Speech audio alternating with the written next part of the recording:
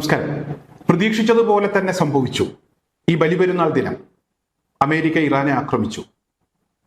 നേരത്തെ വെടിനിർത്തൽ കരാറുമായി ബന്ധപ്പെട്ടുള്ള ചർച്ചകൾ വാർത്തയായി വന്നപ്പോൾ ആ വാർത്തകൾക്കടിയിലൊക്കെ പലരും ഇന്നത്തെ ദിവസം അമേരിക്ക ഒരിക്കലും ഇറാനെ ആക്രമിക്കാതിരിക്കില്ല എന്നുള്ള അഭിപ്രായം പങ്കുവച്ചിരുന്നു. കാരണം അമേരിക്ക അങ്ങനെയാണ്, ഇസ്രായേൽ അങ്ങനെയാണ്. മുസ്ലിം മതവിഭാഗവുമായി ബന്ധപ്പെട്ട് നിൽക്കുന്ന അല്ലെങ്കിൽ അത്തരത്തിലുള്ള രാജ്യങ്ങൾക്കു നേരെ വളരെ പ്രധാനപ്പെട്ട ദിവസം തന്നെ അവർ ആക്രമണത്തിനു വേണ്ടി തിരഞ്ഞെടുക്കാറുണ്ട്. പരിശുദ്ധ റമദാൻ മാസത്തിൽ, അതുപോലെ തന്നെ പെരുന്നാൾ നമസ്കാര ദിവസം, വെള്ളിയാഴ്ച ജുമുഅ പ്രാർത്ഥന സമയത്ത് പള്ളികൾക്ക് നേരെ, സ്കൂളുകൾക്ക് നേരെയൊക്കെ അമേരിക്ക ആക്രമണങ്ങൾ നടത്തും. പലപ്പോഴും അത്തരത്തിലുള്ള ആക്രമണങ്ങളൊക്കെ ആരെയാണോ അമേരിക്ക ആക്രമിച്ചത് അവർക്കത് ഒരിക്കലും മറക്കാൻ കഴിയില്ല. അത്തരത്തിലുള്ള ഒരു രീതിയാണ് അമേരിക്ക പലപ്പോഴും ഈ ഇറാനെതിരെയൊക്കെ പ്രയോഗിച്ചത്, ഇപ്പോഴും പ്രയോഗിച്ചുകൊണ്ടിരിക്കുന്നത്. എൻ്റെ ഒരു അഭിപ്രായം പറയുകയാണെങ്കിൽ അമേരിക്കക്ക് തെറ്റി എന്നുള്ളതാണ്. അമേരിക്ക തിരഞ്ഞെടുത്ത ഈ ഒരു സമയം, അതിന്റെ പ്രത്യേകത എന്താണ് എന്നുള്ളത് അമേരിക്ക മനസ്സിലാക്കിയില്ല എന്നുള്ളതാണ്, ട്രംപ് മനസ്സിലാക്കിയില്ല എന്നുള്ളതാണ്. ത്യാഗത്തിന്റെയും ആത്മസമർപ്പണത്തിന്റെയും അതുപോലെ തന്നെ കാരുണ്യത്തിന്റെ ഒക്കെ സ്മരണ പുതുക്കുന്ന ഒരു ദിവസമാണ് ഈ ബലിപെരുന്നാൾ. ഈ ദിവസം അങ്ങ് ആക്രമിച്ച് ഇല്ലാതാക്കി കളയാം അല്ലെങ്കിൽ ഭയപ്പെടുത്താം എന്നാണ് അമേരിക്ക ചിന്തിച്ചത് എങ്കിൽ അമേരിക്കക്ക് തെറ്റി. ഒരിക്കലും അങ്ങനെ തകർത്തു കളയാൻ, പ്രത്യേകിച്ച് ഇറാനെ പോലൊരു രാജ്യത്തെ തകർത്തു കളയാൻ അമേരിക്കക്ക് കഴിയില്ല. ഇബ്രാഹിം നബി അലൈഹിസ്സലാം സ്വന്തം മകനായിട്ടുള്ള ഇസ്മായിൽ നബിയെ ബലി കൊടുക്കാൻ തയ്യാറായിട്ടുള്ള ഒരു ത്യാഗത്തിന്റെ സ്മരണ പുതുക്കുന്ന ദിവസമാണ് ഈ ബലിപെരുന്നാൾ. ആത്മസമർപ്പണത്തിന്റെ ദിവസമാണ്. ഈ ഒരു ദിവസത്തിന് മറ്റൊരു പ്രത്യേകത കൂടെയുണ്ട്. സർവശക്തനായ ദൈവം അവസാനം കാരുണ്യം കാണിച്ചു. അങ്ങനെ ബലി കൊടുക്കണ്ട, പകരം ഒരു ആടിനെ ബലി കൊടുക്കുന്നതിന് വേണ്ടിയുള്ള ഒരു സംവിധാനം ചെയ്തു കൊടുത്തു. അതാണ് വിശ്വാസം. ഈ ബലിപെരുന്നാളിന്റെ ഒരു ഓർമ്മ എന്ന് പറഞ്ഞാൽ അതാണ്. എന്തായാലും ഇവിടെ കാരുണ്യം ചെയ്യേണ്ടത് അല്ലെങ്കിൽ സമാധാനം കൊണ്ടുവരേണ്ടത് ദൈവമാണ് എന്നുള്ളത് ഇറാന് നന്നായി അറിയാം. കഴിഞ്ഞ സമയങ്ങളിലൊക്കെ അവരത് പറഞ്ഞിരുന്നു. ശത്രുവിനോട് സന്ധി ചെയ്യാതിരിക്കുക, അവരുടെ ചതിയിൽ വീഴാതിരിക്കുക എന്നുള്ള ഒരു രീതിയിലൂടെയാണ് ഇറാൻ പ്രവർത്തിച്ചത്. സത്യവിശ്വാസിയെ ഒരു മാളത്തിൽ നിന്ന് 2 തവണ പാമ്പ് കടിക്കില്ല എന്നതാണ് പ്രവാചക വചനം. അത് മനസ്സിലാക്കിയാണ് അവർ പ്രവർത്തിച്ചത്. ഒരിക്കലും അമേരിക്കയെയും ഇസ്രായേലിനെയും വിശ്വസിക്കാൻ അവർ തയ്യാറായിട്ടില്ല. അവരുമായി ഒരു സന്ധി സംഭാഷണത്തിനും തയ്യാറായിട്ടില്ല. സന്ധി സംഭാഷണമൊക്കെയാകാം, സ്വന്തം രാജ്യ താല്പര്യങ്ങൾ അടിയറവ് വെച്ചുകൊണ്ട് സന്ധി സംഭാഷണം വേണ്ട എന്നുള്ളതാണ് അവരുടെ നിലപാട്. അതല്ല മാന്യമായിട്ടുള്ള ചർച്ചയാണെങ്കിൽ സമാധാനം തിരിച്ചു വരാൻ ഒരിക്കലും ഇറാൻ ഒരു തടസ്സമല്ല എന്നും അവർ പറഞ്ഞിട്ടുണ്ട്. എന്തായാലും സർവശക്തനായ ദൈവത്തിന്റെ ഭാഗത്തു നിന്നുള്ള കാരുണ്യത്തിനു വേണ്ടിയാണ് ഇറാൻ കാത്തു നിൽക്കുന്നത്, അല്ലാതെ അമേരിക്കയുടെയും ഇസ്രായേലിന്റെയും കാരുണ്യത്തിനു വേണ്ടിയല്ല. ഒരിക്കലും അവരുടെ ഭാഗത്തു നിന്ന് ഒരു കാരുണ്യവും അവർ പ്രതീക്ഷിക്കുന്നില്ല. കാരുണ്യം ചെയ്യേണ്ടത് സർവശക്തനായ ദൈവമാണ് എന്ന ഉറച്ച നിലപാടുമായി ഇറാൻ മുന്നോട്ട് പോവുകയാണ്. ഈ ബലിപെരുന്നാൾ ദിനം ഇന്ന് രാവിലെ തന്നെ നമ്മൾ കേട്ട വാർത്ത, 2 ദിവസം മുമ്പ് അത്തരത്തിലുള്ള വാർത്തകൾ ഉണ്ടായിരുന്നു. തെക്കൻ ഇറാനിലേക്ക് അമേരിക്ക വലിയ വ്യോമാക്രമണം നടത്തി എന്നുള്ളതാണ്.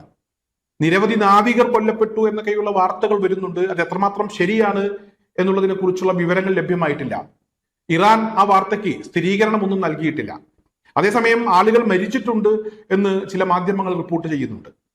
അമേരിക്കയുടെ ഭാഗത്തു നിന്ന് ഒരു ആക്രമണം ഉണ്ടായപ്പോൾ തിരിച്ച് കുവൈത്തിലെ അമേരിക്കൻ ബേസുകൾക്ക് നേരെ തിരിച്ചടി ഇറാനും നടത്തി എന്നുള്ള വാർത്തയും വരുന്നു. എന്തായാലും ഇപ്പോൾ ഒമാനെ തീർത്തു കളയും എന്ന് പറഞ്ഞാണ് ട്രംപ് വിറളി പൂണ്ട് നടക്കുന്നത്. അങ്ങനെ ഒമാനെ തീർത്താൽ ഒമാനോടൊപ്പം ഞങ്ങൾ നിൽക്കുമെന്നും ഇറാൻ പ്രഖ്യാപിച്ചിട്ടുണ്ട്.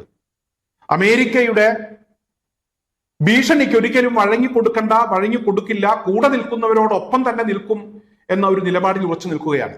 എന്തായാലും ഇസ്രായേലിനു വേണ്ടിയാണ് അമേരിക്ക ഈ ചെയ്തു കൂട്ടുന്നതൊക്കെ. ഇസ്രായേലുമായി ഗൾഫ് രാജ്യങ്ങൾ ഒരു കരാറിലെത്തണം. പാകിസ്ഥാൻ വെട്ടിലായിരിക്കുന്നു എന്ന വാർത്തകൾ വരുന്നുണ്ട്. ഒരിക്കലും ഇസ്രായേലുമായി കൂടിയോജിച്ച് പോകാൻ പാകിസ്ഥാന് കഴിയില്ല.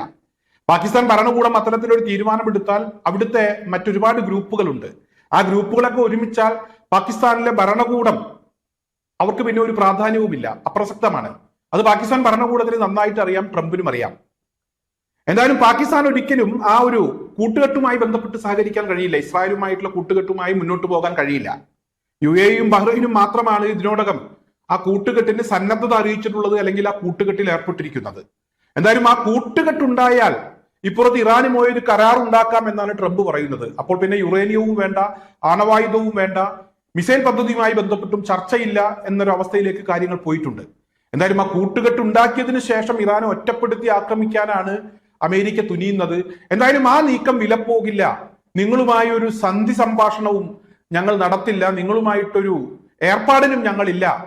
ഇനി ഇസ്രായേലിന് വേണ്ടിയാണ് നിങ്ങൾ ഈ പണികളൊക്കെ ചെയ്യുന്നതെങ്കിൽ, ഇസ്രായേൽ എന്ന് പറയുന്ന രാജ്യം അങ്ങ് ഇല്ലാണ്ടായാൽ പ്രശ്നം തീരുമെങ്കിൽ ഞങ്ങൾ ആ വഴിക്ക് ചിന്തിക്കാം എന്നാണ് ഇപ്പോൾ ഇറാൻ പറയുന്നത്. ഇറാന്റെ പരമോന്നത നേതാവ് മുജ്തബ അലി ഖംനായി അക്കാര്യം വ്യക്തമാക്കുകയും ചെയ്തിട്ടുണ്ട്.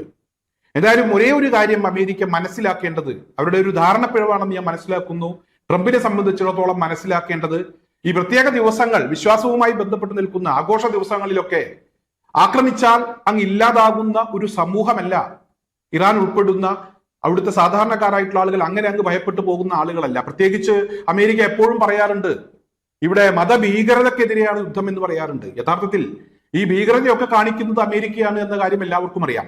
മതമില്ല, ഭീകരവാദ പ്രവർത്തനങ്ങൾ നടത്തുന്ന ആളുകൾക്കെതിരെ യുദ്ധം ചെയ്യുന്നു എന്ന് പറയുമ്പോൾ മതപരമായിട്ടുള്ള വിശ്വാസ ദിവസങ്ങൾ തിരഞ്ഞുപിടിച്ചാണ് അമേരിക്ക ആക്രമിക്കുന്നത്.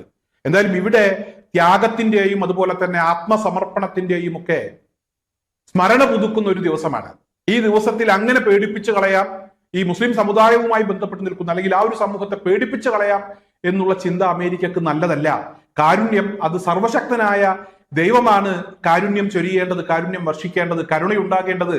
കാരുണ്യവാൻ സർവശക്തനായ ദൈവമാണ് എന്ന് വിശ്വസിക്കുന്ന ഒരു വിഭാഗമാണ് ഇറാനികൾ, അല്ലെങ്കിൽ ഈ ഇസ്ലാം മത വിശ്വാസവുമായി ബന്ധപ്പെട്ട് നിൽക്കുന്ന ആളുകൾ. അങ്ങനെ മുന്നോട്ട് പോയാൽ അമേരിക്കക്ക് വലിയ വില നൽകേണ്ടി വരും, വലിയ പ്രത്യാഘാതങ്ങൾ അമേരിക്ക നേരിടേണ്ടി വരും എന്ന് തന്നെയാണ് ഇപ്പോൾ പുറത്തു വരുന്ന വാർത്തകളിൽ നിന്നും മനസ്സിലാക്കാൻ കഴിയുന്നത്.